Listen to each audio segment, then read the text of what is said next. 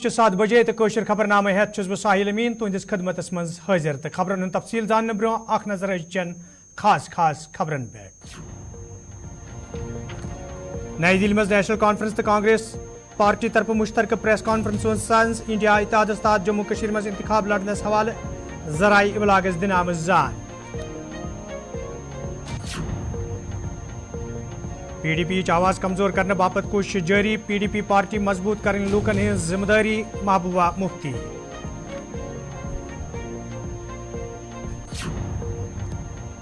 तो भारतीय जनता पार्टी जम्मू कश्मीर में सटई मजबूत प्रेत सीट पे पार्टी उम्मीदवार कामयाब सपदन उम्मीद रविंदर रैना।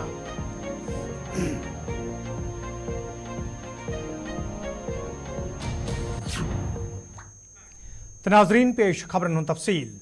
नई दिल्ली में आज कांग्रेस पार्टी तो नेशनल कॉन्फ्रेंस पार्टी तरफ मुश्तरक प्रेस कॉन्फ्रेंस कर आमुत यथ दौरान सलमान खुर्शीदन तो उमर अब्दुल्लाहन जम्मू कश्मीर में लोकसभा इंतखाबन हवाले कत करान वोन जम्मू कश्मीर तो लद्दाखस मज इंडिया इत्तेहादस तहत इंतखाब लड़ने यमन मज कश्मीर हिंजन 3 सीटन पे नेशनल कॉन्फ्रेंस पार्टी हिंद उम्मीदवार आसन।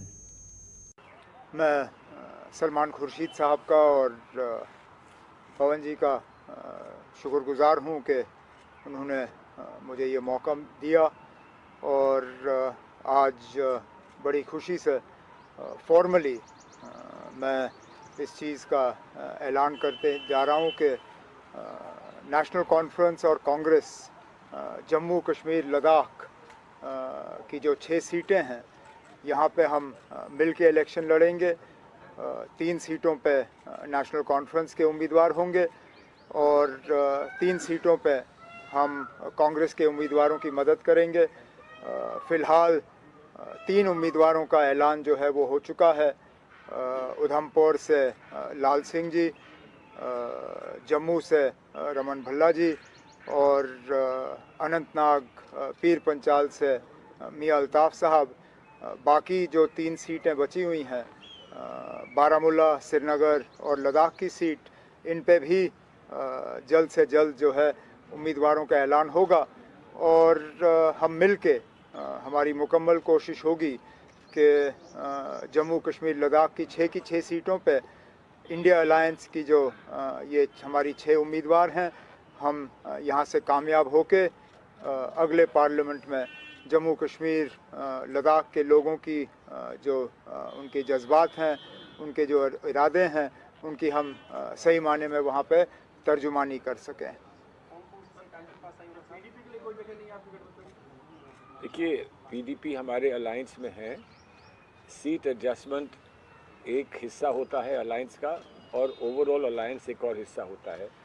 अब आप जानते हैं कि बहुत छोटा सा प्रदेश है, छोटा प्रांत है, उसमें तीन सिटिंग MLA MPs थे आपकी पार्टी के, और इसलिए आपके कार्यकर्ताओं ने और वर्कर्स ने ये चाहा कि जो लोग जीत चुके हैं वहाँ पर इनका वर्चस्व बना रहे, उसको स्वीकार किया गया, क्योंकि छोटी सी जगह पर गुंजाइश सीटों के बंटवारे की और कुछ नहीं दिखी। हमने सारे प्रयास किए, आपने भी बात करी, हमने भी बात करी, सारे प्रयास किए, लेकिन आज की जो स्थिति है वो मैं आपके सामने रखी है। लेकिन सलमान साहब नहीं, कोई संदेश नहीं। हमने कोशिश की थी कि मिलके ये इलेक्शन लड़ें, लेकिन जैसे सलमान खुर्शीद साहब ने खुद कहा, 6 सीटों पे जिसपे कि 3 पहले से ही नेशनल कॉन्फ्रेंस के पास थे, गुंजाइश कम थी। हमने उस वक्त भी ये चाहा था कि इस इलेक्शन में वो हमारी मदद करें, और ये भी हमने कहा कि आने वाले विधानसभा के लिए जो है हम दरवाज़ा खुला रख रहे हैं। उनको शायद ये बात उस वक्त ठीक लगी नहीं। आगे जाके विधानसभा को लेके कांग्रेस के साथ उनकी क्या बातचीत रहेगी, वो पार्लियामेंट के इलेक्शन के बाद ये दोनों पार्टीज़ जो है PDP और कांग्रेस ये खुद तय कर लेंगे। फ़िलहाल पार्लियामेंट की हम बात करेंगे।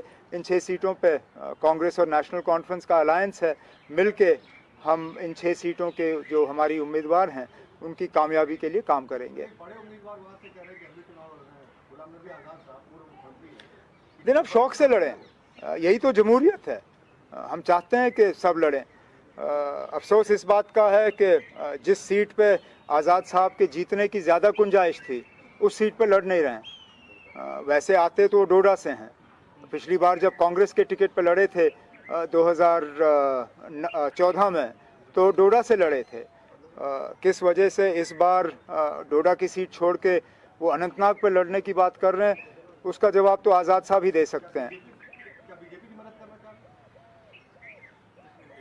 लेकिन अब इनडायरेक्ट कहाँ, डायरेक्ट ही समझ लीजिए, डायरेक्ट ही समझ लीजिए, क्योंकि जाहिर सी बात है कि अगर वो खुद डोडा से हैं, उस पूरे बेल्ट पे उनका ठीक ठाक असर रसूख 2014 पे देखने को मिला।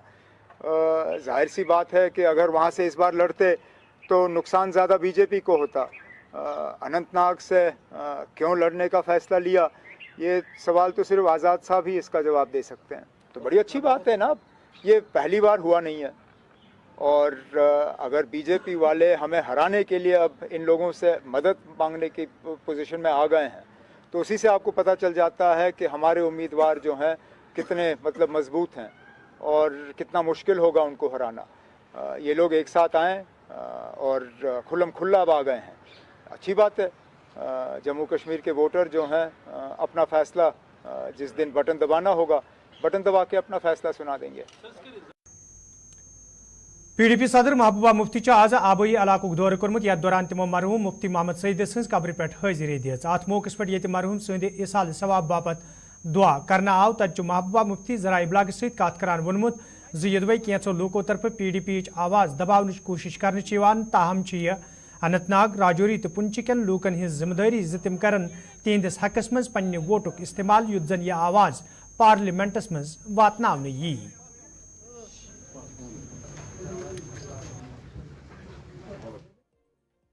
आज मैं बहुत बड़े बड़े चैलेंजेस का, मैं नहीं पूरा जम्मू कश्मीर बहुत ही चैलेंजेस का को फेस कर रहा है।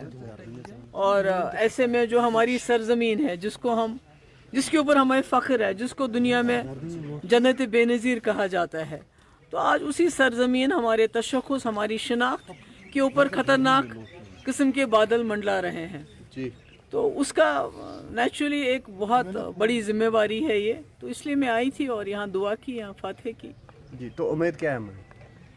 इंशाल्लाह उम्मीद तो मेरे लोग हैं जी। चाहे वो साउथ कश्मीर के लोग हैं जिस वतन की मैं रहने वाली हूँ, चाहे वो पीर पंचाल के लोग हैं जहाँ मैंने शायद ही कोई गांव, कोई जगह, कोई इलाका वहाँ हो जब वहाँ लोग मुसीबत में थे, जब वहाँ लोगों को मारा जाता था, दिन दहाड़े कत्ल किया जाता था, चाहे वो मिलिटेंट थे, चाहे वो सरेंडर्ड मिलिटेंट थे या फोर्सेस के लोग थे। तो कोई जगह मैंने छोड़ी नहीं जहाँ मैं नहीं गई हूँ। और मैंने कोशिश की है, जब भी हमारे लोगों के ऊपर तकलीफ़ आई है तो मैंने कोशिश की अपने हिसाब से, कोई मैं बहुत ताकतवर इंसान नहीं हूँ, पर अपने हिसाब से मैंने कोशिश की कि मैं उनके जुल्मों के ख़िलाफ़ आवाज़ उठाऊँ। जैसे कि आपको मालूम है कि जो हमारे ट्राइबल लोग हैं, जिसमें हमारे गुजर, पहाड़ी और ये जो बकरवाल कबीले के लोग बहुत ज़्यादा उनके ऊपर बहुत ज़्यादा जुल्म सितम किया जाता है, क्योंकि लगता है उनकी कोई सुनवाई नहीं है, उनका कोई पूछने वाला नहीं है।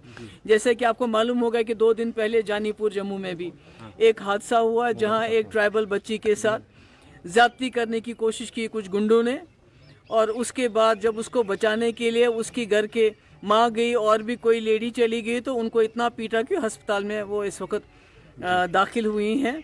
और पुलिस ने FIR दर्ज करने के बजाय वो काउंटर FIR देना चाहते हैं। तो मैं समझती हूँ ये सारी मुश्किलात, ये सारे जो जुल्म है, इसके ख़िलाफ़ मैंने वक्तन फ़वक्तन, मेरे पास क्या एक आवाज़ ही है वो उठाई है। तो मैं सोचती हूँ कि जम्मू कश्मीर के लोग, बिलखुसूस जो मेरे अपने वतन के लोग हैं, मेरे गुलाम शाह पातशाह रहमतुल्लाह अलैह के इलाके के लोग हैं, वो इस बात की कदर करेंगे और मुझे मेरी आवाज़ को ताकत देंगे। देखिए, ये तो इसमें तो जमहूरियत में तो कोई भी किसी के साथ कम्पीट कर सकता है, आप तो किसी को रोक नहीं सकते हैं, वो तो चलता रहता है। लेकिन अनंतनाग राजौरी को ही इतना हॉर क्यों बनाया गया? देखिए, आपको मालूम है कि 2019 के बाद सबसे बढ़िया निशाना अगर किसी को बनाया तो PDP को बनाया। किस तरह उसको तोड़ा गया, किस तरह हमारे लीडरों को कुछ को लालच देके कुछ को ब्लैकमेल करके निकाला जाए, पार्टी तोड़ दी गई। तो आज जब महबूबा मुफ्ती मैदान में आते, क्योंकि 2019 से मैंने कोशिश की है इनके जुल्म के खिलाफ आवाज़ उठाना, उसके लिए बहुत सी मुझे अजियतें सहनी पड़ी, मेरे घर वालों को सहनी पड़ी, और मगर मैं अपनी बात पे कायम रही। तो इनको लगता है कि अगर ये आवाज़ पार्लियामेंट में पहुंचेगी तो शायद वहाँ भी इनके लिए मुश्किलें पैदा होगी, और शायद जो जम्मू कश्मीर के असली हालात हैं, खाली जम्मू कश्मीरी में लद्दाख की बात भी करती हूँ कि जो असली हालात हैं, तो कहीं उन असली हालात की अक्कासी ना हो जाए, और ये जो डोल पीटते हैं जम्मू कश्मीर में सब कुछ ठीक ठाक है, तो वो उनका जो बात है जो उसमें राज से पर्दा उठ जाएगा। तो इसलिए इनकी कोशिश है जितना भी हो सके महबूबा मुफ्ती को पार्लियामेंट से बाहर रखा जाए। बहुत बहुत शुक्रिया।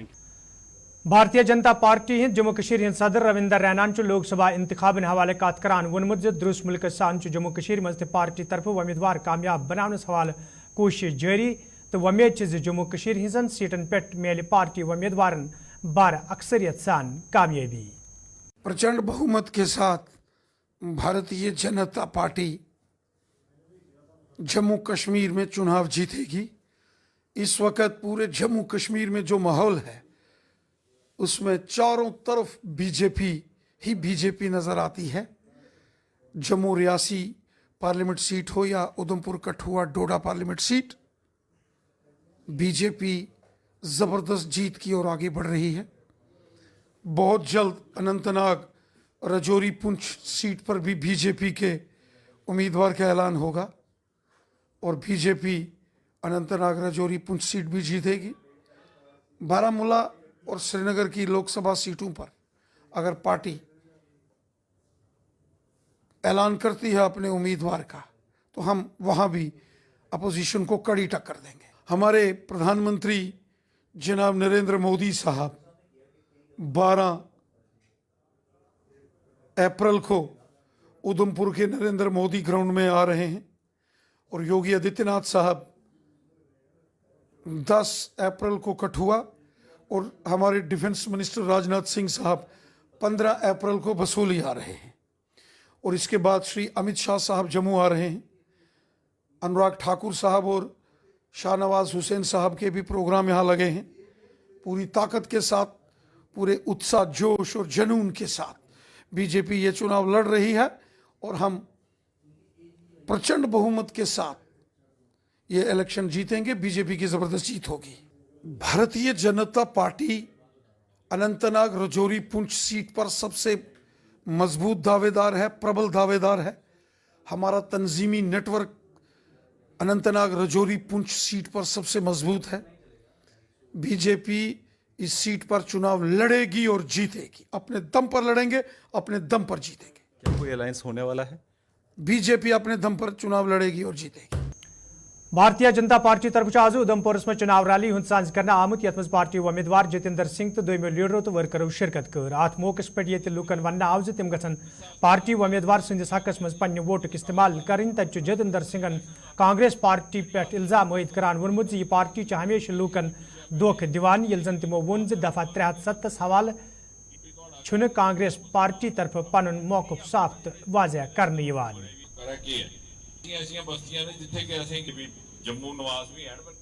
मैं चाहूँगा कि आप भी लोगों को इस बात की जागृति पैदा की जाए कि ये जो कांग्रेस के उम्मीदवार और उनके दूसरे लोगों के बीच में जाकर के उनको गुमराह करने का प्रयास कर रहे हैं, पहले ये तो बताएं कि इनका अपना मौक़िफ़ क्या है, इनका अपना स्टैंड क्या है। उदाहरण के तौर पर मोदी जी ने 370 अनुच्छेद को हटाया, जो जवाहरलाल नेहरू कह गए थे कि ये अस्थायी है, लेकिन कांग्रेस उसको हटा ना सकी, उतनी हिम्मत, उतनी ज़रूरत, उतना साहस ना कर सकी, मोदी जी ने हटाया। अब ये बताएं कांग्रेस के कैंडिडेट और उनके सहयोगी कि क्या ये अगर कभी खुदा ना खास्ता ये फिर से इक़्तिदार में आए, जो मुमकिन नहीं है, तो क्या ये 370 को हटाएंगे? ये 370 के पक्ष में है कि नहीं? क्यों इनका साथ दे रही है पीडीपी, जो तो सरेआम कह रही है कि अगर हमारा बस चले तो हम 370 को पुनः लगाएंगे।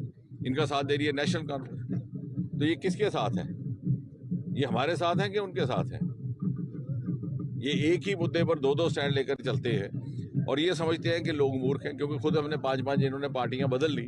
जैसे खुद ये भूल गए कि कल किस पार्टी में थे, ये समझते हैं कि लोग भी भूल गए कि कल क्या हुआ था। लेकिन मैं आपके माध्यम से एक चेतावनी देना चाहता हूँ, ये लोगों को, आवाम को, भारत की जनता को इतना बेअकल ना समझें, उनकी समझ को अंडर एस्टिमेट ना करें, हमारी शालीनता को बुज़दिली ना समझें, हमारी शराफत को मूर्खता ना समझें।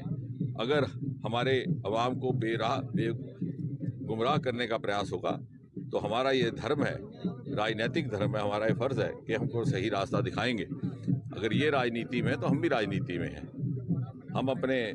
हमें अवाम ने प्रेम और स्नेह और विश्वास के साथ चुन करके जिम्मेवारी दी है और हमारी ये भी जिम्मेवारी है कि हम उनको किसी भी पॉलिटिकल पार्टी, किसी भी राजनीतिक दल के हाथों से गुमराह होने से रोकें और हम ऐसा करेंगे। और साथ ही साथ मैं आपसे ये भी विनती करता हूँ कि आने वाले समय में जिस तरह से चुनाव अब अपनी चरम सीमा पर आ रहा है, हम बेखौफ होकर के इस चुनाव में शामिल होंगे, मतदान में शामिल होंगे। ये इस बार हमारा मुकाबला किसी के साथ नहीं है, हमारा मुकाबला स्वयं अपने साथ है। जो कांग्रेस के लीडर यहाँ वोट मांगने आ रहे हैं, शायद वो नहीं जानते कि उनके घर की माताएं बहनें भी मोदी जी को वोट देने वाली हैं। कारमल त्रालस में आज PDP तरफ चुनाव जलसुक साझ करना आमुत यथ मज श्रीनगर लोकसभा निशस्तिक पार्टी उम्मीदवार वहीद रहमान परा, डॉक्टर हरबख्श सिंह तो दोयमो लीडर वालाव वर्करों शिरकत कर। अत मौकस पे इन वालन लोकसभा इंतखाबन हवाल कथन दल दिन आव तत लूकन वन आमज तम गन पार्टी उम्मीदवार हंदिस हकस मज पन वोट दिन युद्ध जन तिहद मुश्किल दूर करने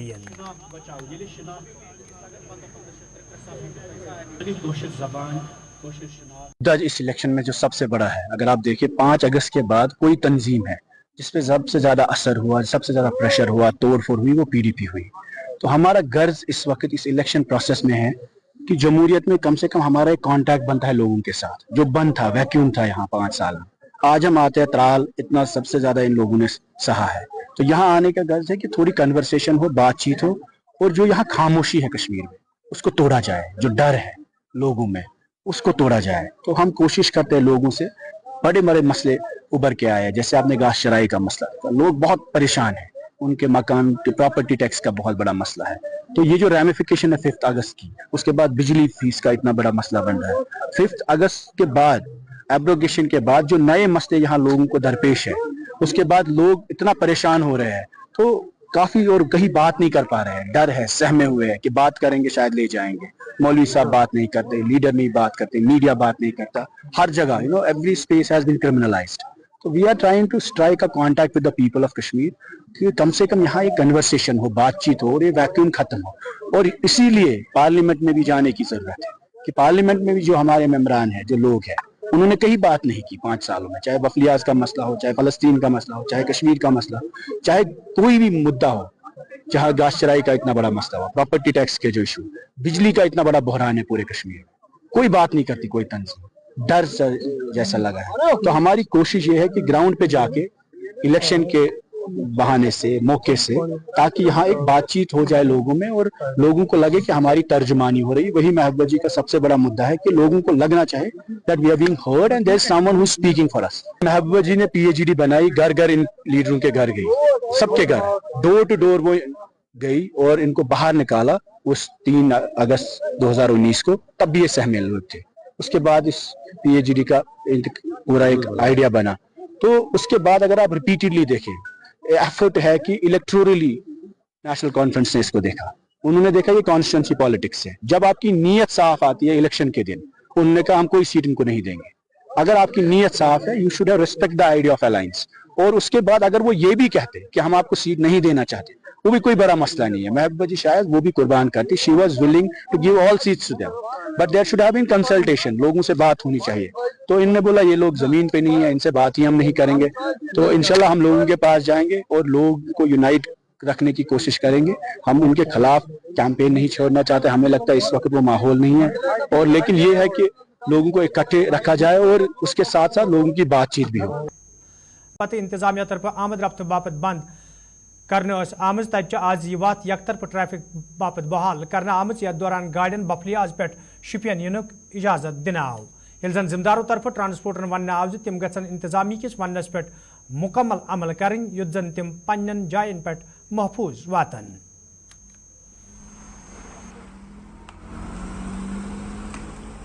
को पता है कि मैं I am posted as junior engineer at Mughal road Tahir Abdullah.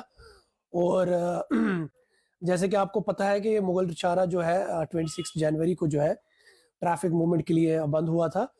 और उसके बाद this is the first time इतने सालों में कि ये इतने लॉन्गेस्ट स्पेल के लिए जो था खुला रहा because of the consideration of DC साहब उनकी डायरेक्शन की वजह से।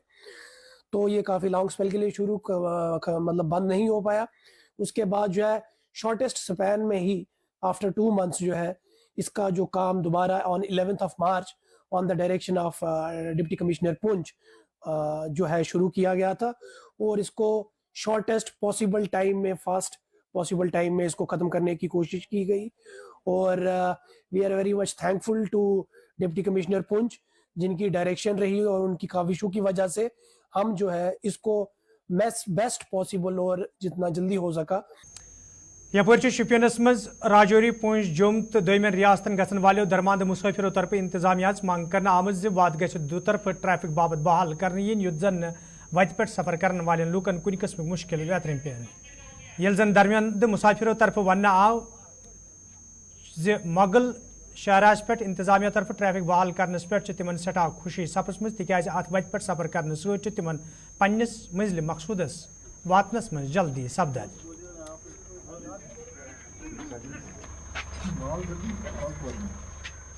मेरा नाम है संजीव कटारिया, मैं दिल्ली से। अच्छा। और मेरे साथ 2 छोटे छोटे बच्चे हैं, हस्बैंड वाइफ हैं। हम आए थे श्रीनगर से यहाँ घूमने के लिए ताकि पीर पांजिल पास देख सकें, लेकिन हमें यहाँ पर रोक लिया गया है हीरापोड़ा पुलिस स्टेशन पे ही। लेकिन लोग बता रहे हैं कि रोड सारे खुले हुए हैं, चौड़े रोड्स हैं, लेकिन फिर भी हमें परेशान किया जा रहा है। तो हम क्या करें भाई, अब आप भी बताओ। रोड खुला होना चाहिए बिल्कुल। अब जैसे आप यहाँ के टूरिस्ट को जैसे परेशान करोगे तो टूरिज़्म तो यहाँ का खराब ही होगा ना कश्मीर का। लोग कश्मीर आते हैं घूमने के लिए, हसीन वादियाँ देखने के लिए। अब ऐसे रोड्स बंद करेंगे तो हम सीधा अपने दिल्ली वापस चले जाएंगे, यहाँ का भी टूरिज़्म खराब होगा। हम यहाँ टूरिस्ट परेशान हो रहे हैं। यहाँ पर हमारे साथ 2 छोटे छोटे बच्चे हैं, ये भी बेचारे परेशान हो रहे हैं। सुबह से 10 इलेक्शन ड्यूटी पे गसन वालन मुलाजिमन हिंद बापत 3 दोहन हिंद तरबियती प्रोग्राम सांस करना आमुत या दौरान इलेक्शन अमलस EVM मशीन हवाले तरबियत दिन सलाव इंतखाब खुश असलूबी सान अंजाम वातनानस हवाले तरबियत दिन आय। ये प्रोग्राम आज पोल पर्सनल के लिए था जो as presiding officer P1, P2, P3 इस्तेमाल होंगे जिस दिन एक्चुअल डे ऑफ पोल होगा। तो आज हमने इनको हैंड्स ऑन EVM ट्रेनिंग दी और वीवीपैट की इन तीनों कंपोनेंट्स को, ballot unit, control unit, VVPAT को किस तरह कनेक्ट किया जाता है और किस तरह एक्चुअल पोल किया जाता है। इस तरह एक्चुअल पोल जब डे होगा, प्रेसिडेंट ऑफिसर को किन चीज़ों का ख्याल रखना है, कौन से प्रोसीजर्स वहाँ पे उसको इस्तेमाल करने हैं, डॉक्यूमेंट कौन कौन सा इंपॉर्टेंट है, किस तरह वो फिल करना है, उस सब को हमने यहाँ डिमॉन्स्ट्रेट किया। और एम्प्लॉयज़ आ गए, उन्होंने खुद भी इस मशीन के साथ हाथ लगाया, इस मशीन को यूज़ किया कि एज प्रिजाइडिंग ऑफिसर कहाँ पे किस तरह उसको मार्क पोल करना है, मार्क पोल की टाइमिंग क्या होगी, मार्क पोल में उसको कितने फिर वोट्स EVM में डालने हैं, उसके बाद उस मार्क पोल का डाटा वगैरह किस तरह डिलीट करना है, फिर सीलिंग EVM को वगैरह करना है। तो इस तरह से हमने जो पोलिंग पर्सनल जिनको एज प्रिजाइडिंग ऑफिसर्स P1 या P2 या P3 इस्तेमाल किया जाएगा, तो वो ट्रेनिंग आज हो रही थी यहाँ टाउन हॉल चाडरा में। ये 3 दिन का training session district election officer Budgam की जानिब से मुरतब किया गया है और हम यहाँ पे एज अ DLMTs जिनको पहले ट्रेन किया गया है, आज हम यहाँ डिमॉन्स्ट्रेट कर रहे हैं। तो नाज़रीन कोशर खबरनामान दी इजाज़त, खुदा सवाल। लीफोर्ड हेल्थ केयर लिमिटेड, देश की सर्वश्रेष्ठ फार्मास्यूटिकल कंपनी।